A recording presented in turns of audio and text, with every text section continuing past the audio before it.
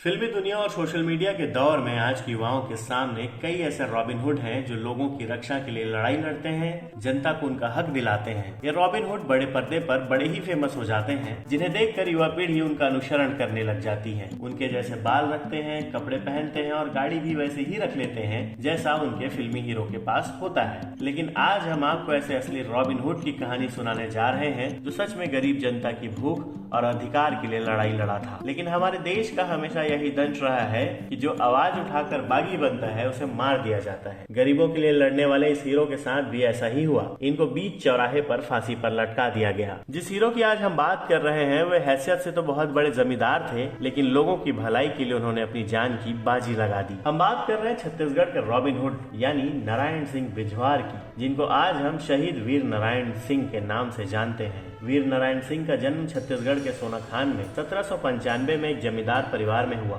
ऐसा कहा जाता है कि इनके पूर्वज के पास 300 गांवों की जमींदारी थी। जब नारायण सिंह 35 साल के थे तो उनके पिता का देहांत हो गया और जमींदारी की सारी जिम्मेदारी नारायण के कंधे पर आ गई। युवावस्था में ही नारायण सिंह पर जनता का अटूट लगाव था। अब बात करते हैं सन 1856 की। इस दौर में देश में अंग्रेजों की हुकूमत थी। ये वही साल था जब नारायण सिंह के जमींदारी क्षेत्र में भीषण अकाल पड़ा। लोगों के पास खाने के लिए एक निवाला तक नहीं बचा, क्योंकि गरीबों के अनाज को साहूकार और अंग्रेजों ने लूटकर अपने गोदाम में भर लिया था। भूख से बेहाल अपनी जनता का दर्द नारायण सिंह से देखा नहीं गया और यहीं से उनकी बगावत की शुरुआत हुई। नारायण सिंह ने कसडोल के साहूकार माखनलाल के गोदाम में रखे अनाज को लूट लिया और भूख से पीड़ित जनता में बांट दिया। साहूकार माखनलाल को अंग्रेजों से सहायता प्राप्त थी, इसीलिए उसने गरीबों से छीना हुआ अनाज अपने गोदाम में अवैध रूप से रख रखा था। साहूकार माखन अंग्रेजों के बेहद करीब था। उसकी शिकायत पर अंग्रेजों ने नारायण सिंह बिजवार को 24 अक्टूबर 1856 को बंदी बनाकर जेल में डाल दिया। फिर आता है साल 1857। देश भर में इसी साल क्रांति की मशाल जगमगाई थी। स्वाधीनता पाने के लिए लोगों के अंदर की ज्वाला धधक उठी। अंग्रेजी सेना में काम करने वाले भारतीयों ने आजादी के लिए क्रांति शुरू कर दी। देश के साथ साथ विद्रोह की ज्वाला छत्तीसगढ़ के सीने में भी धधकने लगी और अंग्रेज शासन की सेना में शामिल भारतीय कर्मचारियों ने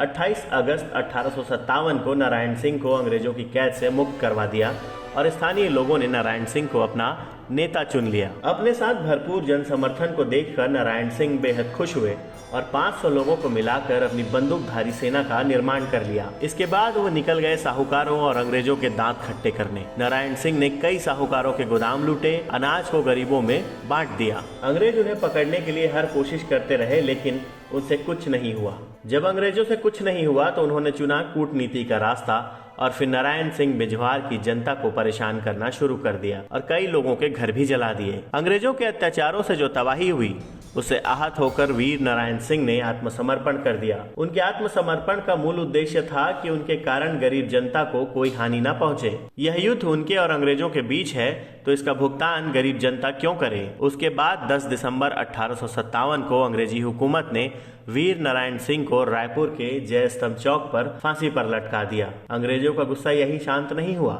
वीर नारायण सिंह की मौत के बाद उनके शव को तोप से उड़ा दिया गया। सार्वजनिक रूप से हुए इस कुकृत्य से आम लोगों में और ब्रिटिश सेना में शामिल भारतीयों के मन में प्रतिशोध की भावना भड़क उठी और एक नई क्रांति का आरंभ हुआ, जिससे पूरा छत्तीसगढ़ 1857 के स्वतंत्रता समर में उतर गया। वीर नारायण सिंह को इस समर के लिए छत्तीसगढ़ का प्रथम बलिदानी माना जाता है। छत्तीसगढ़ के वीर नारायण सिंह की कहानी आपको कैसी लगी हमें कमेंट में बताएं और हमारे चैनल पगडंडी खबर को सब्सक्राइब जरूर करें।